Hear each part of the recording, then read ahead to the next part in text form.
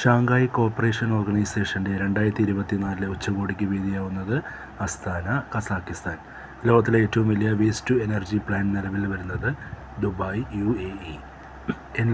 Henley passport index 2023 പ്രകാരം ലോകത്തിലെ ഏറ്റവും ശക്തമായ പാസ്പോർട്ടുള്ള രാജ്യം സിംഗപ്പൂർ. തെക്ക് പടിഞ്ഞാറ് അമേരിക്കയിലും കാലിഫോർണിയയിലും വീശിയടിച്ച ഉഷ്ണമേഖലാ ചുഴലിക്കാറ്റ് ഹിലരി. 2023 ഓഗസ്റ്റിൽ ചൈന, ജപ്പാൻ രാജ്യങ്ങളിൽ വീശിയ ചുഴലിക്കാറ്റ് ഖാനൂൻ. ഭൂമിയിൽ ജീവിച്ചിരിക്കുന്നതിൽ ഏറ്റവും വലുതെന്ന് കരുതുന്ന ജീവിയുടെ ഫോസിൽ കണ്ടെത്തിയ രാജ്യം ഏതാണ്? പെറു. ഭീമൻ തിമിംഗലത്തിനെന്ന് കരുതുന്ന ഫോസിലിന് നൽകിയ പേര് പെറൂസിറ്റസ് കൊളോസസ്.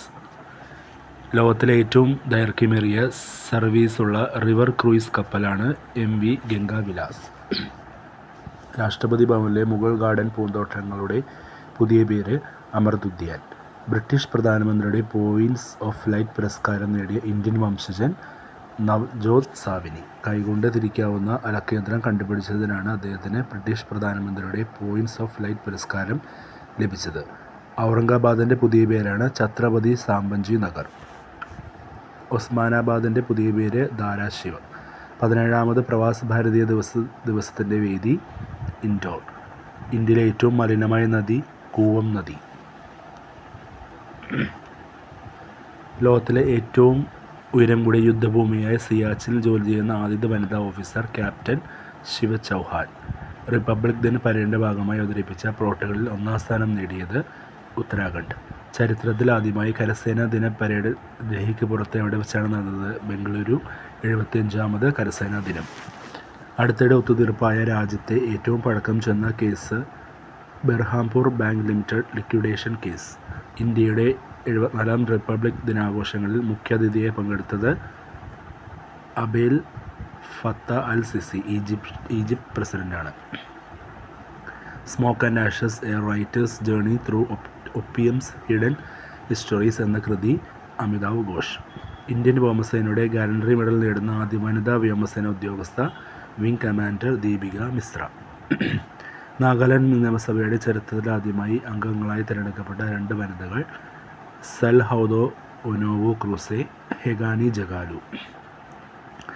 ജപ്പാനിൽ നാഗാലാൻഡിൽ അടുത്തിടെ ഇന്ത്യ സന്ദർശിച്ച ജർമ്മനിയുടെ ചാൻസലർ ഒലോഫ് ഷോൾസ്.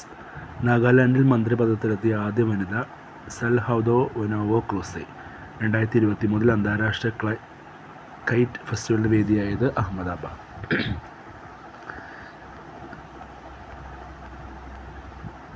ഭരണഘടനാ ശില്പി ഡോക്ടർ അംബേദ്കറുടെ ഇന്ത്യയിലെ ഏറ്റവും ഉയരം കൂടിയ പ്രതിമ അടുത്തിടെ അനാച്ഛാദനം ചെയ്തത് ഹൈദരാബാദ് ശില്പി റാം വി സുധർ.